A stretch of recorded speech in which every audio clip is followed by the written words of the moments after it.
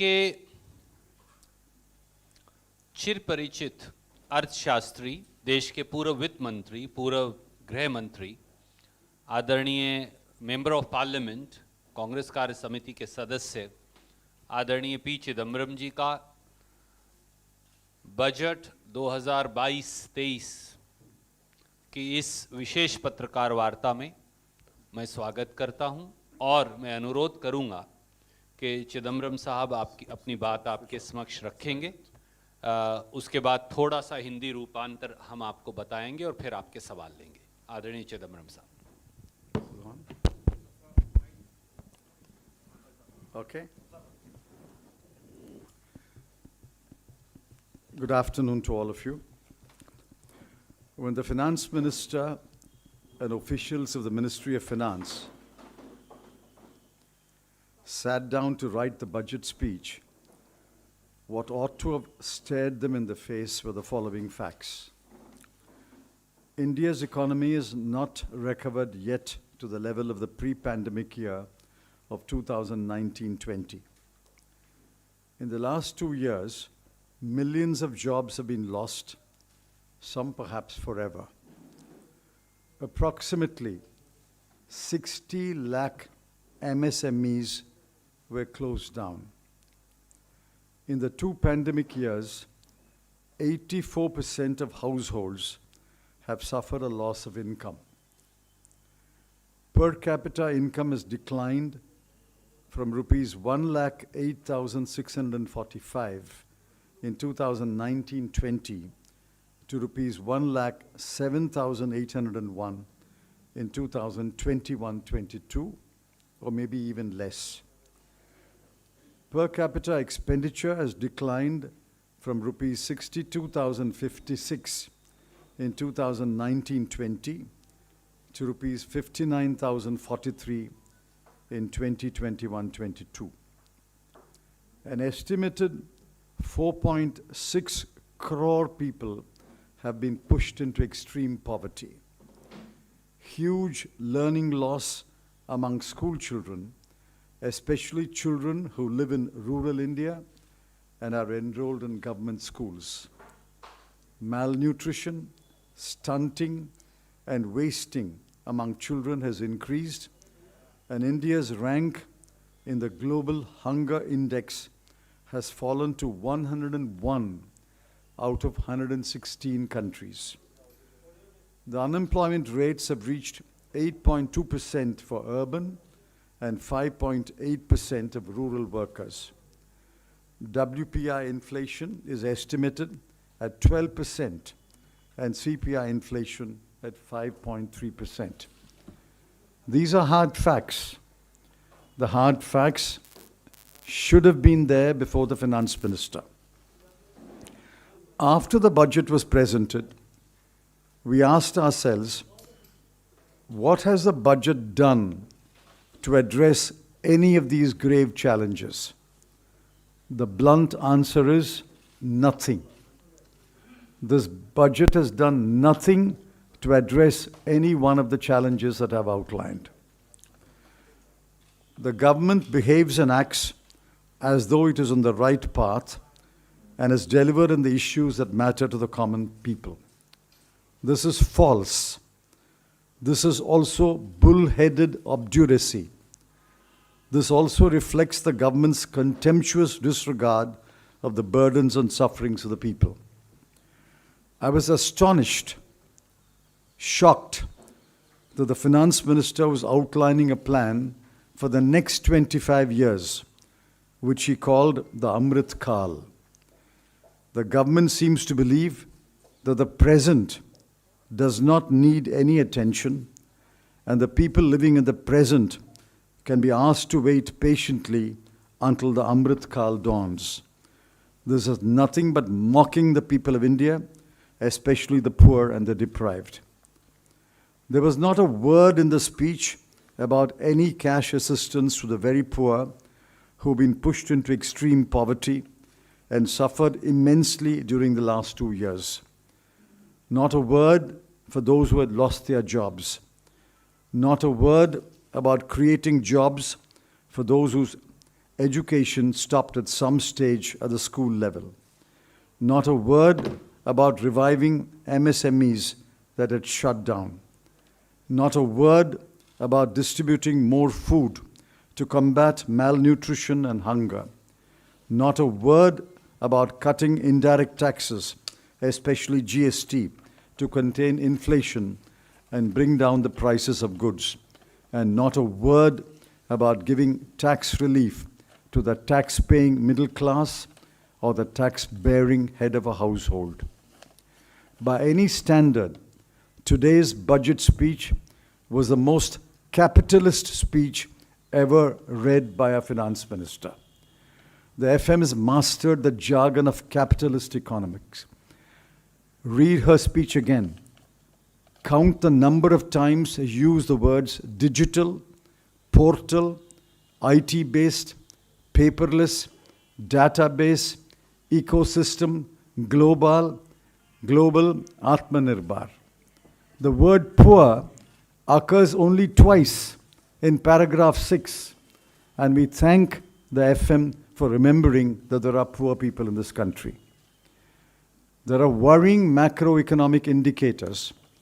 Top of the list is that the fiscal deficit for 2021-22 has overshot the target of 6.8% and is estimated at 6.9%. For the next year, it will be 6.4%. That is insufficient correction if the goal is to reach 4% 3 years hence by 2025-26. The financing of the fiscal deficit is also a matter of concern. 70% of the FD in 2022-23 will be financed by market borrowing as against 55% in the current year, crowding out private sector borrowing. The worry from the welfare angle is greater. Every key subsidy has been slashed. I repeat it, every key subsidy has been slashed. I'm reading the figures for the current year, 21-22, and the next year, 22-23. Petroleum from 6,517 crore to 5,813 crore. Fertilizer from 1,40,000 crore to 1,05,000 crore. Food, 2,86,219 crore rupees to 2,06,481 crore rupees. The outlay for agriculture and allied activities from 4.3% of GDP to 3.84% of GDP. Crop insurance from 15,989 crore to 15,500 crore. Maganrega from 98,000 crore to 73,000 crore.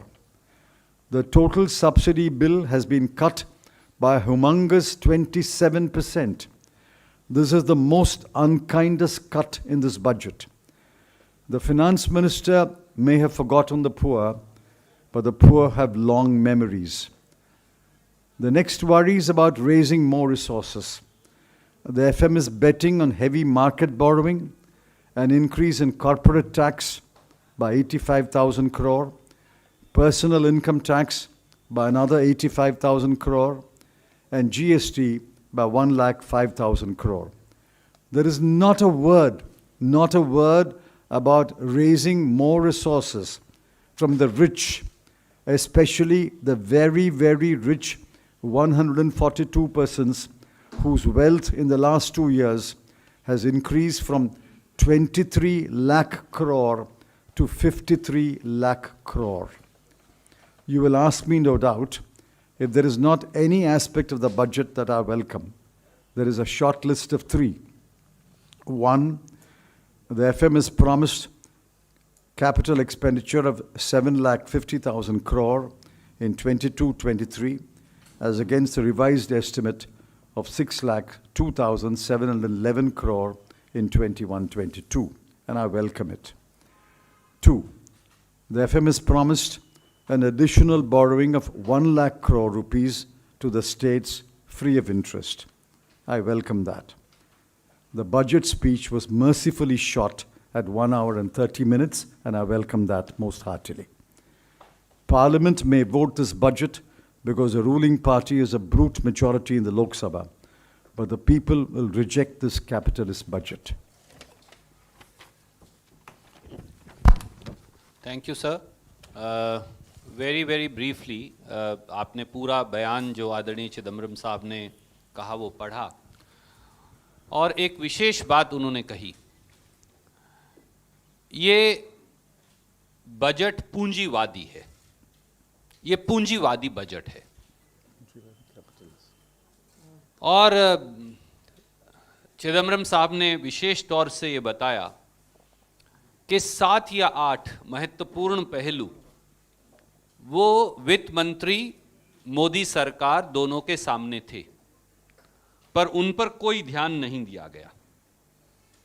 Bharat की अर्थव्यवस्था 2019-20 के स्तर पर आज भी सरकार के मुताबिक है. तो 2 साल खत्म हो गए तरक्की के. उन्होंने ये भी बताया कि करोड़ों नौकरियां चली गई, 60 लाख छोटे उद्योग खत्म हो गए, 84% घरों की आय टूट गई, प्रति व्यक्ति आय 1,08,000 से कम होकर 1,07,000 हो गई, प्रति व्यक्ति खर्च 62,000 से कम होकर 59,000 रह गया. 4.5 करोड़ 60 लाख लोग गरीबी रेखा से नीचे धकेल दिए गए. पढ़ने वाले बच्चों का, खासतौर से गरीब और ग्रामीण अंचल में, उनका भविष्य अंधकार में चला गया. जिस प्रकार से मैल न्यूट्रिशन में देश 116 मुल्कों की सूची में 101 नंबर पर पहुंच गया, बेरोजगारी शहरों में 8% पार कर गई और गांव में 6%, और जो मुद्रास्फीति है, महंगाई जो है, वो 12% को पार कर गई, और कंज्यूमर प्राइस इन्फ्लेशन भी 6% को पार कर गई. इसलिए इस बजट का सार अगर देखें तो इस बजट का सार है कुछ नहीं, नथिंग. ये इस बजट का सार है. और विशेष तौर से ये बजट और वित्त मंत्री जी ने जिस प्रकार से ये पेश किया, ये वित्त मंत्री और सरकार के जिद्दीपन, उनकी कठोरता और उनकी निर्दयता का सूचक है, उसे दर्शाता है. देश के गरीब के प्रति, देश के नौकरी पेशा व्यक्ति के प्रति, देश के मध्यम वर्ग के प्रति, देश के किसान के प्रति, देश के अनुसूचित जाति और जनजातियों के लोगों के प्रति, और ग्रामीण अंचल में रहने वाले, शहरों में रहने वाले साधारण मजदूर के प्रति. यह एक क्रूर मजाक इस देश के लोगों के साथ है. गरीब की मदद के लिए एक शब्द बजट में नहीं है, रोजगार सृजन के लिए बजट में एक शब्द नहीं है, महंगाई पर नियंत्रण के लिए बजट में एक शब्द नहीं है, गरीब तक पैसा पहुंचाने के लिए बजट में एक शब्द नहीं है, बजट में किसी वर्ग को टैक्स रिलीफ देने के लिए एक शब्द नहीं है. लोक कल्याण को जैसे रद्दी की टोकरी में फेंक दिया गया हो. मैं खास तौर से चिदम्बरम साहब ने आपका ध्यान आकर्षित किया कि हर प्रकार की राहत और मदद यानी सब्सिडी में कटौती की गई. पेट्रोलियम प्रोडक्ट्स की, जो आज सबसे ज्यादा महंगाई का कारण है, पिछले साल के बनिस्बत 704 करोड़ रुपया कटौती हुई. किसान की खाद में के सब्सिडी में 35,000 करोड़ की कटौती हुई. गरीब को मिलने वाले राशन की दुकान पर भोजन में 80,000 करोड़ की कटौती हुई. किसान की क्रॉप इंश्योरेंस स्कीम में 500 करोड़ की कटौती हुई. यहां तक कि मजदूर की नरेगा स्कीम के अंदर भी 25,000 करोड़ रुपया काट लिया गया. 27% इस देश में गरीब, साधारण और मध्यम वर्ग को मिलने वाली राहत में कटौती की गई, जो अपने आप में एक निर्दयी पूर्ण निर्णय है. शायद पूंजीवादी और पूंजीपति जो इस सरकार के मित्र हैं वो तो माफ कर दें, पर इस देश का गरीब और मध्यम वर्ग भारतीय जनता पार्टी की इस मोदी सरकार को कभी माफ नहीं करेगा। बजाय इसके कि गरीबों को राहत दी जाए, बजाय इसके कि बहुत अमीर 142 लोग जो हैं, जिनकी पूंजी 23,14,000 करोड़ से बढ़कर 53,16,000 करोड़ हो गई, उनसे अपनी पूंजी साझा करने के लिए कहा जाए, ये सरकार ने एक पूंजीवादी बजट दिया। कोई प्रश्न अब आप पूछना चाहें तो उसका स्वागत है। We'll go one by one. Can we start with PTI, ma'am, and I'll come to you. Mr. Sanjeev Chopra. So the industry has, a large section of the industry has hailed the budget as growth-oriented, with a thrust on capital expenditure. And you said it's a capitalist budget. So would you say that it is meant only to help a section of the big industry? Yes. This is the most capitalist budget speech I have read. Now, corporate tax alone, Finance Minister expects an increase of 85,000 crore. Let's take average capital tax at 25%. If the government is getting an 85,000 crore extra, which means the corporates are going to get 2,55,000 crore profit extra. Because 75% goes to the corporates and 25% goes to the government. If government expects an increase of 85,000 crore, then the corporates will get another 2,50,000 crore more profits. This is the most capitalist budget. There's not a word. I mean, I'm shocked. Not a word about the poor, the tax-paying middle class, the agriculturist. Not a word. And they don't care. Ma'am, we'll go to you. I'll come to you. Salman in the Delhi, Meenakshi Bhattacharya. And don't you think that India is step forward for removing all the print media? Did she say something about removing the print media in her budget? I mean, I won't be surprised. They are forwarding for the digital media. आज तक Supriya. So my question is that people are hoping that in this very budget there will be something said about the MSP. A lot of opposition party leaders are saying that they were hoping that they will talk about something legalizing the MSP, which has seen a huge year-long protest by the farmers, and still the farmers are agitating and there is no clarity as far as the MSP is concerned. What's your take on it, sir? They don't care. You see, they know that the farmer has to go back to his field and grow crops. The farmer has no choice. That's why they have the audacity to cut fertilizer subsidy from 1,40,000 crore to 1,05,000 crore, and to cut the outlay for agriculture and allied activities from 5.1% in 2020-21 to 4.3% in 21-22 and to 3.84% in 22-23 as a percentage of GDP. They don't care.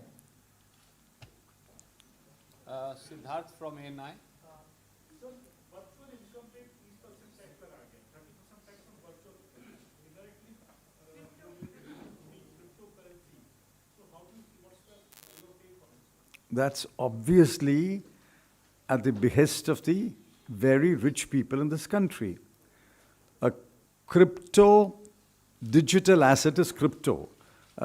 They've invented the word digital asset. What is a digital asset? It's only cryptocurrency. Now, by a sleight of hand, instead of RBI announcing it, the finance ministers virtually announced that cryptocurrency is legal from today. RBI has not announced it yet, and cryptocurrency will be issued by the RBI. And digital asset, transfer of digital asset will be taxed at a particular rate, is what she said. Now, all this is clearly not of any benefit to, say, 99.9% of the people of India. This budget, which talks about digital asset, does it make any sense to 99.9% people of India?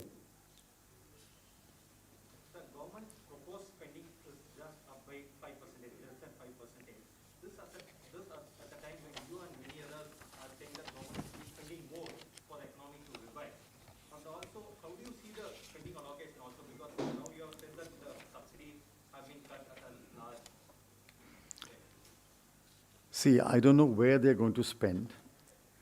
I've noticed that on the capital account, as I've said, they will spend a little more than this year. I've welcomed it from 6,02,711 crore to 7,50,000 crore. That's one expenditure I'm able to identify. Otherwise, where they're going to spend, how they're going to spend is not clear. I'll have to go through the expenditure budget document. Moving away from transparency, the budget documents are not available in hard copy. I had to print my set of budget documents today, paying something like 3,200 rupees. Now, how many people will bother to print the expenditure budget, the revenue budget, the receipts budget? So we'll go through that and find out where they're going to spend. But clearly, total expenditure, these numbers are clear. Total expenditure is increasing from 37,70,000 crore to 39,44,000 crore. That is an increase of about 1,70,000 crore. The 1,70,000 crore, bulk of it is accounted for in the capital expenditure, which goes by about 1,50,000 crore. The rest we'll see where they are spending, but they're clearly not spending to give any relief to the poor. They're not spending to help those who have suffered because of the pandemic. They're not spending to help children who have had practically no learning in the last 2 years.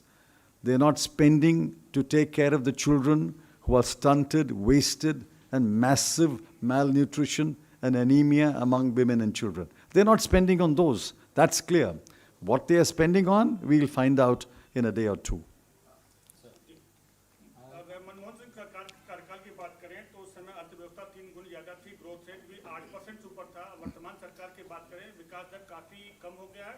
खासकर जो आय की असमानता है, यानी अमीर और गरीब के बीच खाई है, बढ़ती जा रही है। अमीर और अमीर होता जाता है, गरीब और अब गरीब होता जा रहा है। Disparity of income, he's saying that there's considerable compared to. You've read the report put out by Dr. Piketty and others. We are becoming one of the most unequal societies in the world. Inequality is increased in India far more rapidly than in any other country. This is a very unequal country. The poor have become poorer. Part of the reason is the pandemic, but part of the reason is incompetent economic management. And the rich have become richer. 142 persons, just 142. In fact, if you guys get together and do an investigative report, you can print the 142 names.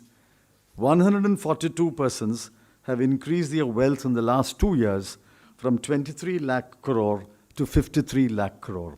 30 lakh crore is the size of the wealth increased by 142 people, whereas the total receipts of the government of India is only 40 lakh crore.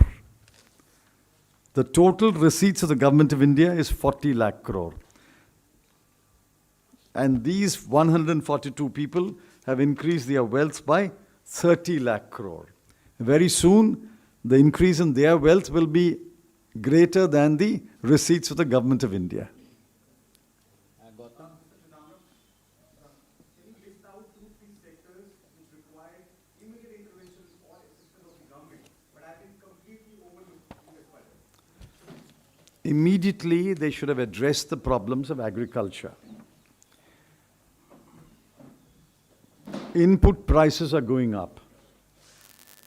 Transport cost is going up because of fuel costs. And therefore, they should have addressed why are farmers producing more and more, yet many of them are extremely poor. They are as poor as they were 20 years ago, 30 years ago. Our agricultural production has increased several fold, but the farmer remains poor. Therefore, they should have addressed the question of agriculture, brought down the cost of cultivation, so that the farmer is left with more surpluses. Today, the farmers practically left with no surplus. The farmers left only with debt, number one. Number two, they should have addressed the question of children. Children are our wealth. Children have learnt nothing in the last 2 years, except a small number of urban children who have access to devices. Bulk of the children have had no learning at all in 2 years, no teaching at all in 2 years, and many of them are stunted and wasted because growing hunger, growing malnutrition. They should have addressed the problems of our children. Now, these are two things that come to the top of my mind, but the most important of lot is jobs. Now, the finance minister says some Gati Shakti is going to create 60 lakh jobs in 5 years. What did they promise? 2 crore jobs every year. And now the 2 crore jobs every year has come down to 60 lakh jobs in 5 years. There is a proverb in Tamil that the donkey slowly deteriorated and became an insect.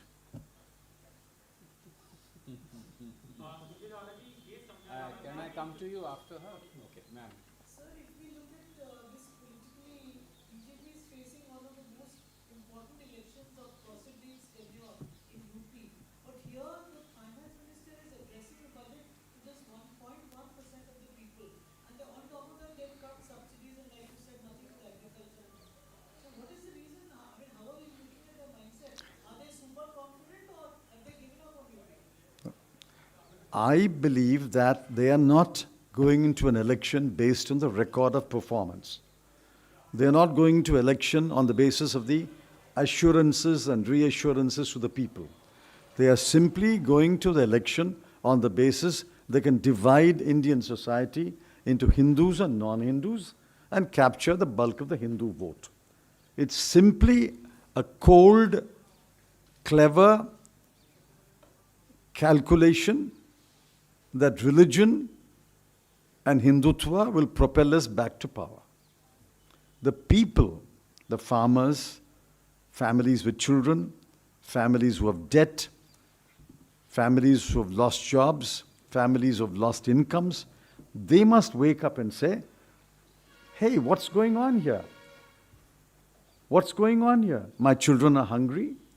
I don't have any surplus at all. I've lost my job. I've lost my income. Fertilizer prices are going up. Power costs are going up. Fuel costs are going up. What's going on in this country? And hold the BJP responsible.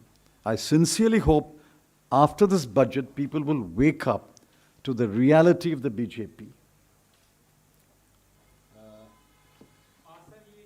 I'm going to come to you.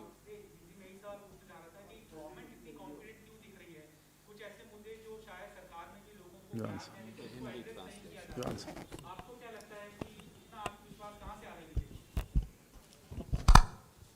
आदरणीय साथी, जैसा चिदम्बरम साहब ने कहा, ये सरकार केवल कुछ पूंजीपतियों की चाकरी कर देश के मध्यम वर्ग, नौकरी पेशा, गरीब, किसान, मजदूर, उनकी घोर अनदेखी और उनसे क्रूरता कर रही है, क्योंकि उन्हें लगता है कि समाज में नफरत और बंटवारा ही उनकी चुनावी कामयाबी का एकमात्र सूत्र है।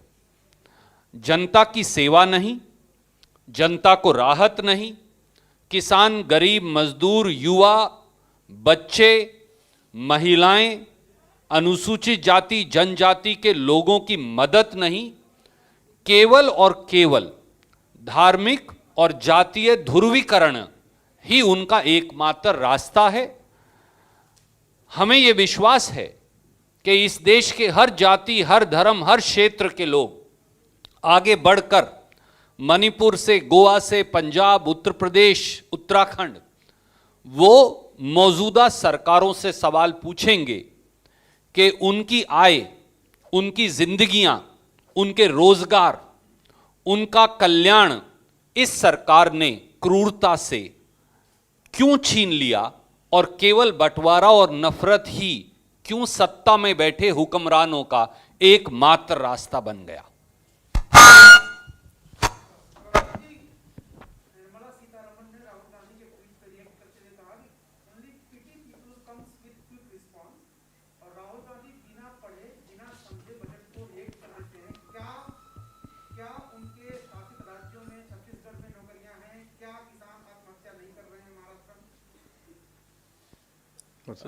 Basically, sir, the question is that she reacted to the tweet, which you also said, that he said it's a zero-sum game, there is nothing for anybody. She was reacting that this emanates from comprehension of the budgetary proposals. And what is your response? I entirely agree.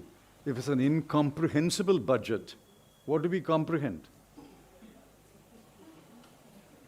I think one journalist asked her in the press conference. This was a reaction, by the way. One journalist asked her in the press conference, the explanation you have given, madam, is totally ununderstandable. और आदरणीय साथी, मैं चिदम्बरम साहब की अनुमति से उनका जवाब पढ़कर बताऊंगा और उस पर अपनी टिप्पणी जरूर दूंगा। निर्मला सीतारमण जी और भाजपा ने उत्तर प्रदेश के लोगों के सम्मान पर ठेस पहुंचाई, उत्तर प्रदेश के लोगों का मजाक उड़ाया, उत्तर प्रदेश के लोगों का अपमान किया, ये कहकर on Rahul Gandhi's zero-sum budget comment, FM Nirmala Sitharaman says it's a typical UP type comment. माफ कीजिए, आप भी उत्तर प्रदेश से और बिहार की ये जो हमारी भूमि है उससे आते हैं, तो क्या निर्मला सीतारमण जी और भाजपा मानती हैं कि उत्तर प्रदेश और बिहार के लोग जो हैं वो सोच नहीं सकते, समझ नहीं सकते, उनके अंदर बुद्धि नहीं? ये घोर अपमान है इस देश के सबसे बड़े प्रांत के लोगों का। ये केवल एक नेता पर टिप्पणी नहीं, उत्तर प्रदेश के 25 करोड़ लोगों को अपमानित किया है निर्मला सीतारमण जी ने। मोदी जी और निर्मला जी को फौरन माफी मांगनी चाहिए उत्तर प्रदेश, उत्तराखंड, बिहार, केंद्रीय हिंदुस्तान के इन प्रांतों के लोगों से। May I give a typical Tamil comment? Zero cash assistance, zero for those who lost their jobs, zero for those who are looking for jobs, zero for MSMEs, zero for those who are suffering from malnutrition and hunger, zero for those who suffer from inflation. So 0 plus 0 plus 0 plus 0 plus 0 plus 0 can only be a zero sum. Thank you, sir. We can conclude. Thank you.